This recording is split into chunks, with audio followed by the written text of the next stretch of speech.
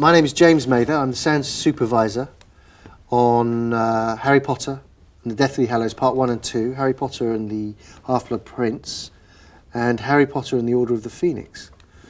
So I've been blessed to have the opportunity of working with David Yates for the last 5 years, on and off. In amongst those productions, I've also been working on Sherlock Holmes for Warner Brothers, Guy Ritchie film, and Clash of the Titans, Louis Leterrier's film, among other blockbusters.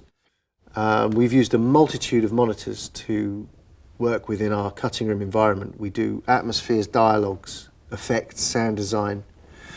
And so there's a whole variety of frequencies that we work with. And what we've discovered in the last 4 or 5 years is that the old monitors have been superseded by Dynaudios.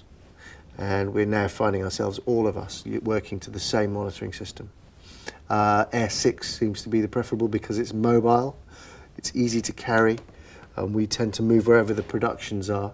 And it gives us a really generous, voluminous sound to work with.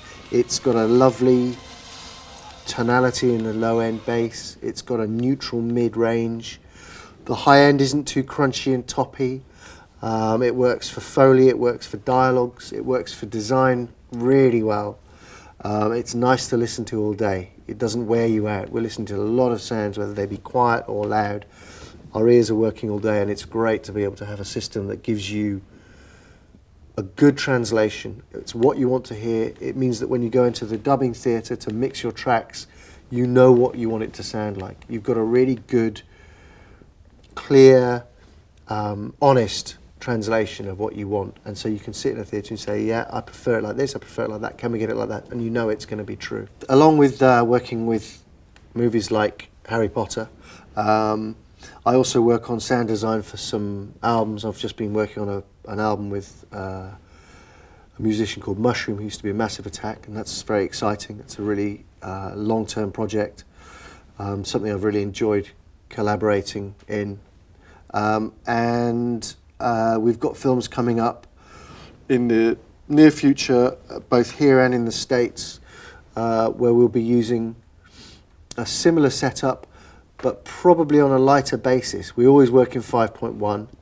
I tend to do a fair bit of, when my time is off and I'm not actually sitting in a studio mixing, I tend to work on designing elements and recording sounds and building a library. And the library is crucial to everything we do, and quite often once you get on the payroll of a production, you have very little time to put together or go out and record stuff. So if I get the opportunity, I like to take off and go and visit places where I know I'm going to get sounds that would be hard to get otherwise. It could be called a holiday, but it's not really.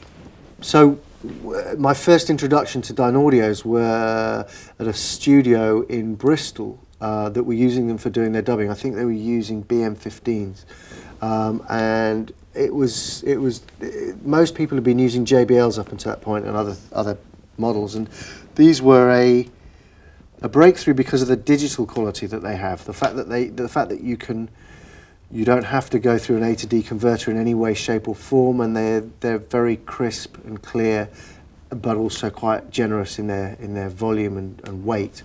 And we were listening to them, we were working with them a lot, and when they weren't mixing, we were being able to use these studios for sound design. And then when the smaller range came out in the late 90s, early 2000s, it just seemed to make sense to go and invest in these for your monitoring in your cutting room. So we all started looking at them as a more serious long-term prospect, and they've proved to be invaluable.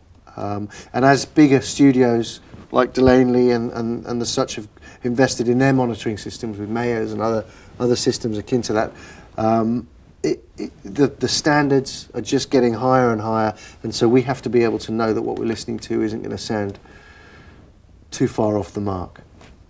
On a production like Harry Potter, we tend to have a big crew. We tend to work with maybe 2 dialogue editors. One will take care of ADR. They have an assistant. We'll have 3 to 4 effects editors. Maybe 2 of them will concentrate on sound design. They'll have an assistant. We'll have a Foley editor, Foley assistant. Then we'll have another Foley editor come on board where they're recording Foleys. So we can be up to 12 or 13 comfortably, just taking care of everyday sound design. On smaller productions, we may scale down to a team of 6 or 7, but it will fluctuate depending on where we are. If we're going to do a temp mix, we'll increase it a little bit. It'll fluctuate. It'll come down again. But when we get to the final mix and we're dubbing, visual effects are coming in, the crew can build up extensively. The music crew tends to be 3 or 4, perhaps more. Programmers, it can be, eventually it can be a massive crew of 25, 30 people. There's also the fact that we tend to do a lot of premixing in the box. So we'll be premixing within Pro Tools, but we'll be doing it in a busing system. So you'll have 7 tracks per bus, and each of those buses will come up on a single fader on a D command or D control.